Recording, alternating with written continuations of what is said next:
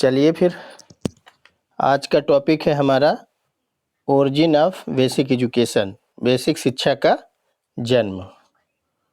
Basic शिक्षा का जन्म देखते हैं कहाँ से हुआ, कैसे हुआ।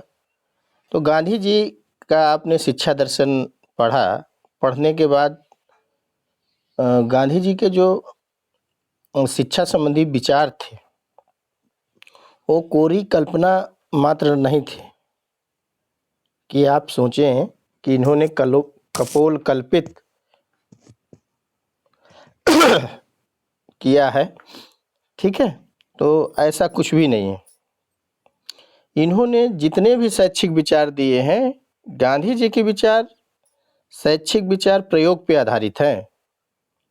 गांधी जी के विचार वस्तुतः उनके शिक्षा संबंधी प्रयोगों पर आधारित है।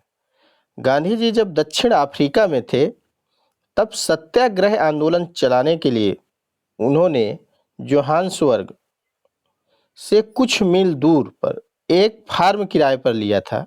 इसे टालस्टॉय फार्म में सत्याग्रही सपरिवार रहते थे। इनमें हिंदू, मुसलमान, फारसी आदि विभिन्न संप्रदायों के लोग थे। इन सत्याग्रहियों के बच्चों को पढ़ाने के लिए एक स्कूल खोला गया। गांधी जी ने ही इन बच्चों को शिक्षा देना प्रारंभ किया। यहाँ पर बच्चों को कुछ हाथ का काम करना पड़ता और केवल 3 घंटे पढ़ाई लिखाई में दिए जाते थे। शिक्षा मातृभाषा द्वारा दी जाती थी। पुस्तकों का सहारा बहुत कम लिया जाता था। गांधी जी का यह कार्यक्रम सन 1911 से सतत सन 1914 तक चलता रहा। भारत आने पर गांधी जी ने अपने शिक्षण के प्रयोग को बंद नहीं किया। दक्षिण अफ्रीका से जब गांधी जी अपने देश वापस लौटते हैं तब उन्होंने शिक्षण के जो प्रयोग थे, इनके शिक्षा संबंधी प्रयोग थे, उनको जो है बंद नहीं किया। सन 1915 में साबरमती आश्रम में उन्होंने इस प्रयोग को भी जारी रखा। ये साबरमती आश्रम कहाँ पर है?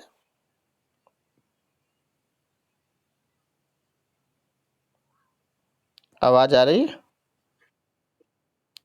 अहमदाबाद, गुजरात। अहमदाबाद शहर है गुजरात प्रांत का, ठीक है। तो साबरमती आश्रम में इन्होंने शिक्षा संबंधी प्रयोगों को जारी रखा। गांधी जी के शिक्षा संबंधी विचार उनके अनुभवों पर आधारित है। गांधी जी ने सन 1936 से हरिजन पत्र द्वारा अपने विचार का प्रसार करना प्रारंभ किया। सन 1937 में जब देश के 9 प्रांतों में कांग्रेसी मंत्रिमंडल स्थापित हुई तो गांधी जी ने अपनी शिक्षा योजना को लागू करने का विचार किया। अक्टूबर 1937 में नवीन शिक्षा पर विचार करने के लिए वर्धा में शिक्षा शास्त्रियों का एक अखिल भारतीय सम्मेलन आयोजित किया गया। इस सम्मेलन के सभापति गांधी जी स्वयं थे। गांधी जी ने शिक्षा संबंधी अपने विचार इस सम्मेलन में व्यक्त किए। सम्मेलन में इस विषय पर पर्याप्त विचार विमर्श किया और कुछ प्रस्ताव भी पारित किए गांधी जी ने। यहाँ प्रस्ताव बेसिक शिक्षा के मूल सिद्धांत हैं, ठीक है। अब देखिए जो बेसिक शिक्षा योजना थी वो किन आधारभूत सिद्धांतों पर आधारित थी, इस पे बात की गई। प्रथम 7 वर्ष तक देश के सभी बच्चों को अनिवार्य एवं निःशुल्क शिक्षा दी जाए। पहला सिद्धांत इन्होंने पारित किया कि प्रथम 7 वर्ष तक के देश के सभी बच्चों को अनिवार्य एवं निःशुल्क शिक्षा प्रदान की जाएगी। दूसरा महत्वपूर्ण सिद्धांत इन्होंने जो पारित किया वर्धा में, शिक्षा के माध्यम के रूप में मातृभाषा को रखा जाए। दूसरा सिद्धांत जो इन्होंने बात की, कहा कि जो शिक्षा का माध्यम होगा वो हमारी मातृभाषा होगी। नेक्स्ट सिद्धांत की बात करते हैं, बच्चे की संपूर्ण शिक्षा का केंद्र कोई शिल्प यानी हाथ का काम हो।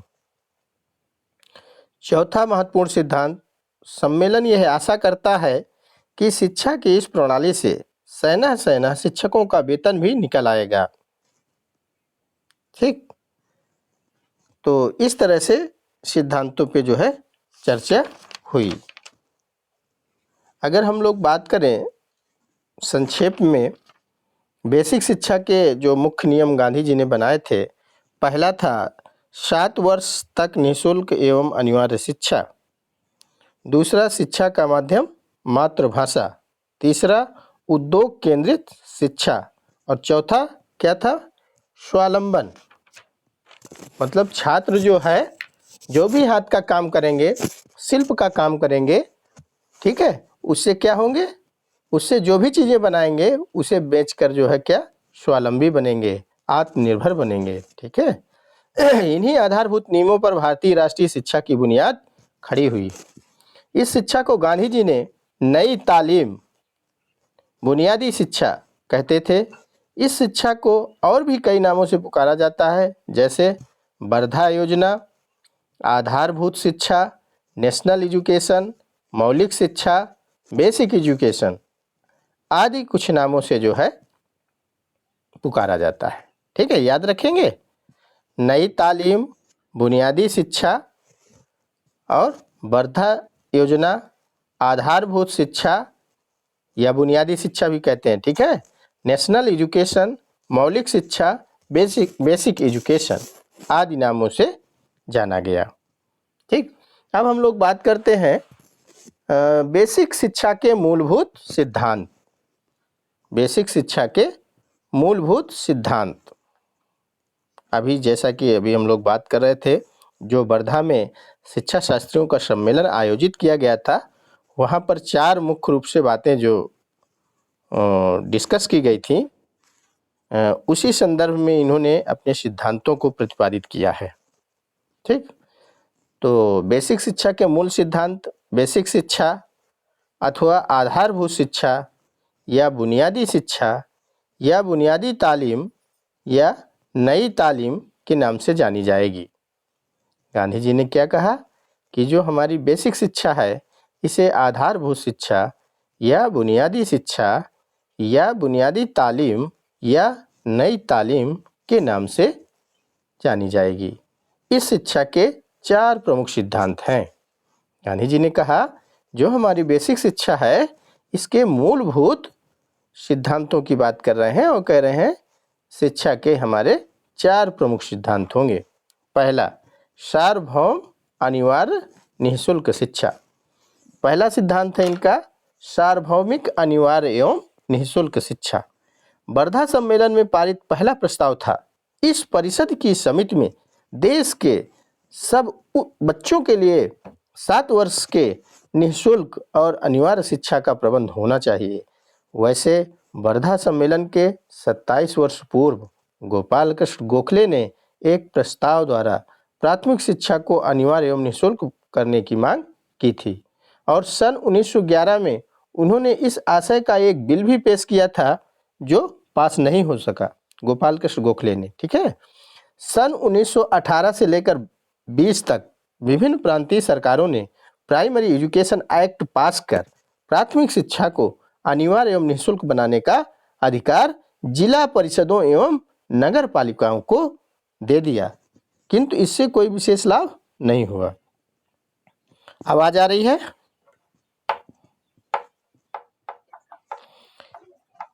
जिस समय बेसिक शिक्षा की कल्पना की गई, उस समय देश हमारा परतंत्र था, अनेक अभिशापों से ग्रस्त था।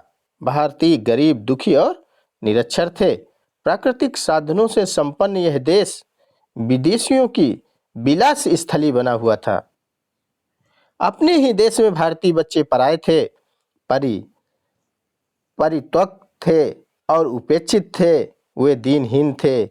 इसका मूल कारण था व्यापक निरक्षरता और अशिक्षा। कुछ गिने चुने लोग साक्षर एवं सचेत हो रहे थे, किंतु जब तक व्यापक रूप में जनता शिक्षित ना हो, तब तक विकास अवरुद्ध ही रहेगा। मैं आप लोगों का ध्यान आकर्षित करना चाहूँगा कि हम लोग अभी गांधी जी के शिक्षा संबंधी विचार पढ़ रहे थे, जिसमें इन्होंने एक महत्वपूर्ण विचार दिया था, जिसको हम लोगों ने शिक्षा के अन्य पक्षों में डिस्कस किया था। जनसाधारण की शिक्षा की बात गांधी जी ने की थी। गांधी जी ने कहा था जन साधारण की शिक्षा यानी जन शिक्षा। तो यहाँ पर इसका यही है कि जब तक भारत देश में रहने वाले अंतिम तबके के व्यक्ति को शिक्षित नहीं किया जाएगा तब तक हमारे देश का विकास संभव नहीं है। ये बात गांधी जी अच्छी तरह से जानते थे। यह तभी संभव है जब कुछ समय तक की शिक्षा को अनिवार्य किया जाए। ऐसा तभी संभव है जब कुछ समय तक की शिक्षा को क्या बना दिया जाए, कंपलसरी एजुकेशन बना दिया जाए। अंग्रेजी शिक्षा की तत्कालीन प्रणाली में अनिवार्यता नहीं थी। कुछ साधन संपन्न लोग पढ़ाई का खर्च उठा सकने में समर्थ थे और वे ही शिक्षा प्राप्त कर रहे थे। शेष अज्ञान तथा अंधकार में डूबे हुए थे। अतः अनिवार्यता के लिए यह आवश्यक था कि शिक्षा को निःशुल्क बनाया जाए। क्या बनाया जाए? शिक्षा को निःशुल्क बनाया जाए। इसलिए मूल प्रस्ताव के अनुसार 7 वर्षों की शिक्षा को निःशुल्क एवं अनिवार्य बनाने का आग्रह किया गया। बाद में स्वतंत्र भारत में, ध्यान से समझिएगा, जब हमारा देश स्वतंत्र होता है और हमारे देश के विद्वानों को भारतीय संविधान बनाने का अवसर मिलता है, ठीक है, तब भारत के संविधान में 6 से 14 वर्ष तक की आयु तक के बालकों को अनिवार्य एवं निःशुल्क शिक्षा देने की घोषणा की गई। क्या आप लोग बता सकते हैं कि 6 से 14 वर्ष तक के बच्चों को अनिवार्य एवं निःशुल्क शिक्षा संविधान में किस आर्टिकल के तहत या अनुच्छेद के तहत प्रदान करने की बात की गई? कोई भी विद्यार्थी बताए। आवाज मेरी सबको मिले? बेटा ये 21A में अब मौलिक अधिकार बना दिया गया है। हाँ, गुड गुड शिवा की।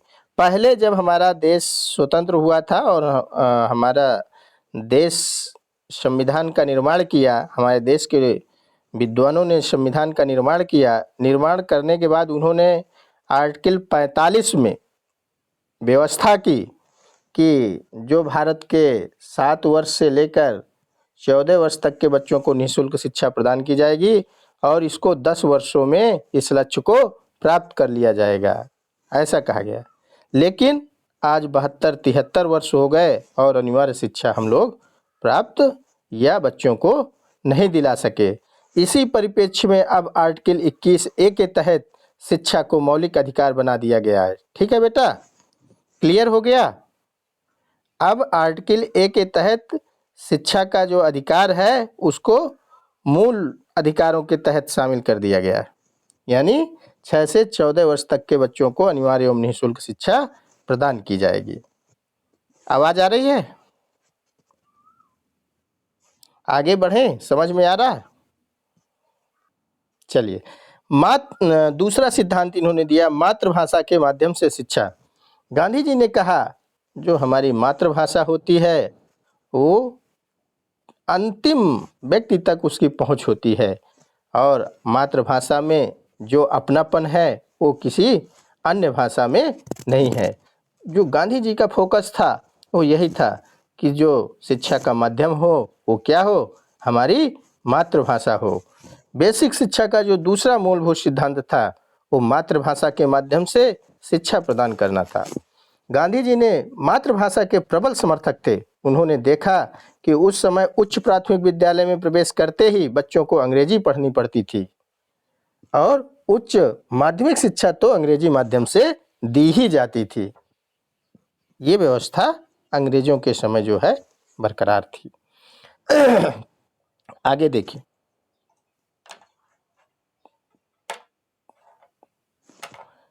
तीसरा जो बेसिक शिक्षा का मूल सिद्धांत है वो उद्योग केंद्रित शिक्षा की बात करते हैं। क्या करते हैं? उद्योग केंद्रित शिक्षा की बात करते हैं। वर्धा सम्मेलन ने प्रस्ताव प्रस्तुत किया।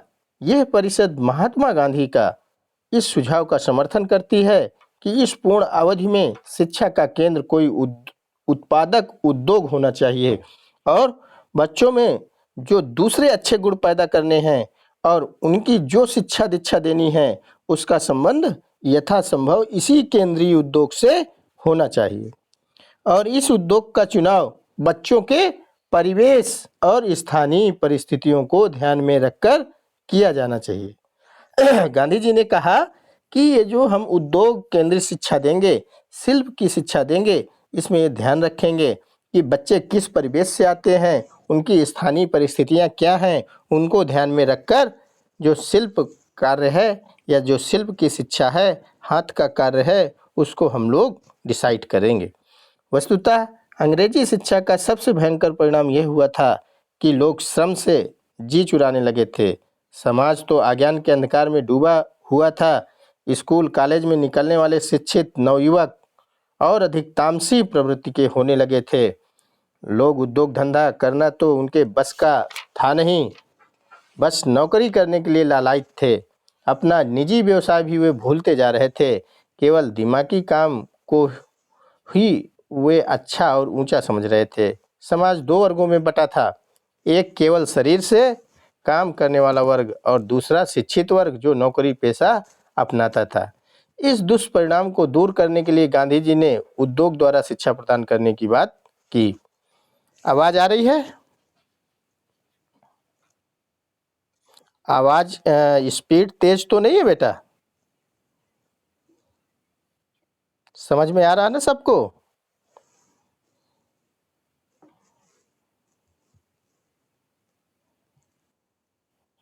चलिए फिर आगे बढ़ें। चलिए, उद्योग केंद्रित शिक्षा का तात्पर्य यह नहीं है कि पढ़ने लिखने के साथ साथ किसी उद्योग को सीख लिया जाए। वर्धा सम्मेलन में गांधी जी ने स्पष्ट किया, आज मैं जो चीज़ आपके सामने रखने जा रहा हूँ वह पढ़ाई के साथ साथ एकाध धंधा सिखा देने की चीज़ नहीं है।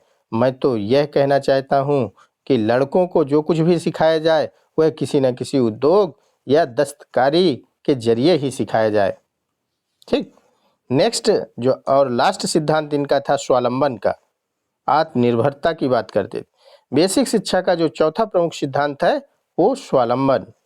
वर्धा सम्मेलन में गांधी जी ने कहा था, मैं इस बात के लिए बहुत उत्सुक हूँ कि दस्तकारी के जरिए विद्यार्थी जो कुछ पैदा करे उसकी कीमत से शिक्षक का खर्च निकल सके, क्योंकि मुझे यकीन है कि देश के करोड़ों बच्चों को तालीम देने के लिए सिवाय इसके दूसरा कोई रास्ता नहीं है। बेसिक शिक्षा के इस चौथे सिद्धांत की सबसे अधिक आलोचना हुई और वर्धा सम्मेलन में भी इस पर मत भिन्नता लगातार बरकरार रही। बाद में प्रस्ताव पास हो गया था। हरिपुरा में कांग्रेस अधिवेशन में बेसिक शिक्षा को स्वीकार करने के लिए एक प्रस्ताव रखा गया था, तो आचार्य नरेंद्र देव जैसे व्यक्तियों ने भी स्वावलंबन के सिद्धांत की कटु आलोचना की थी। उनका कहना था कि इससे बालकों का शोषण होगा। ठीक, बालकों का शोषण कैसे होगा समझ रहे हैं आप? कोई भी विद्यार्थी बताए भी।